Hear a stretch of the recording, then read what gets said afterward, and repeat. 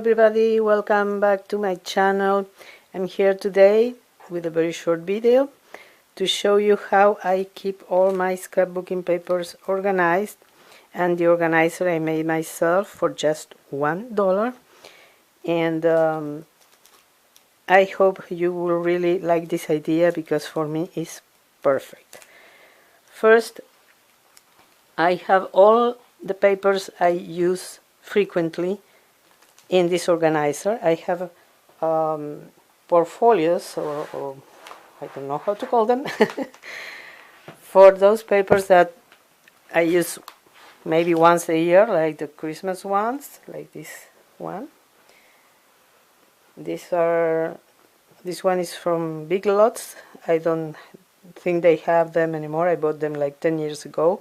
But you can get something like this online from some other stores and in store also.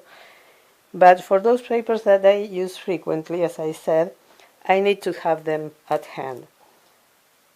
So I came up with this idea. I made this kind of separators, dividers, that's the word I was looking for. I have to make one that looks like this once for these papers because I made this one in a hurry and doesn't look good. But as you can see, I made others using pieces of 12 by 12 cardstock that I have there around my scrap room. And so I call this kind of paper vintage. You can call it however you want. For me they look vintage. So here are all the vintage papers. These are no vintage, the ones that are behind this divider. This, well, I'm a Spanish speaker, so most of the names are in Spanish. These are for family trees. These are backgrounds that are kind of plain, but they have some texture. These are papers that have postcards and stamps and kind of newspaper. These are jean. We call, in my country, we call jean what you call denim, but it's the same thing, it's the fabric. And so forth and so on. Here are glitter pages or papers, backgrounds with clouds, etc. So this allows me to have my papers really at hand whenever I need them.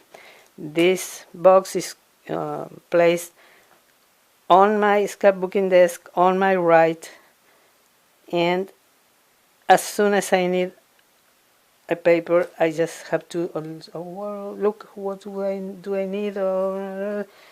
Backgrounds with words. Okay, backgrounds with words. I can come here and immediately find the papers I'm looking for. How I made the organizer. Let me show you. I will stop for a second to remove the papers and I'll show you. Well, I'm back, and here you have it. This is the empty organizer. All you need to make this organizer is a box. A regular box, preferably a sturdy one. The most important thing is that it has to measure 12, but at least 12 on these sides. This is a little taller, doesn't matter, but at least 12. It doesn't matter this measurement because if you can find one like this, you can make different ones and it would work the same way. You have to remove this side of the box, and then you have to make on both sides, you have to make a mark at 6 inches. Then you trace a line from the top of the back or of this side till the 6 inches mark on each side and cut that piece. and that's absolutely it. You can, like I did, you can cover it with contact paper. This is from Dollar Tree. I didn't mind that it's not perfect here because this is not going to be seen from the outside. You know, it's imperfections, but doesn't matter. I try to make it as perfect as possible on both sides. And you can paint it if you don't have contact paper or don't want to use contact paper, or do whatever you want to do. If you find a beautiful box that doesn't need any covering, that's fine. Besides the price, of course, the most important advantage is that all the other organizers like this one that I found have a piece of cardboard, plastic, whatever material they are made of, here, like this. And that makes it really hard to remove the papers. To look for them, you saw how I placed my papers, so I can scroll easily and find the one I want, and then to remove it. Having a piece here is really hard. So this this works really, really great for me, and I'm sure it would work for you the same way. Well, hope this video is useful for you. If you liked it, please give me a thumbs up. Subscribe if you haven't already.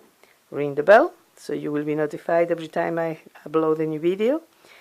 And thank you so much for watching.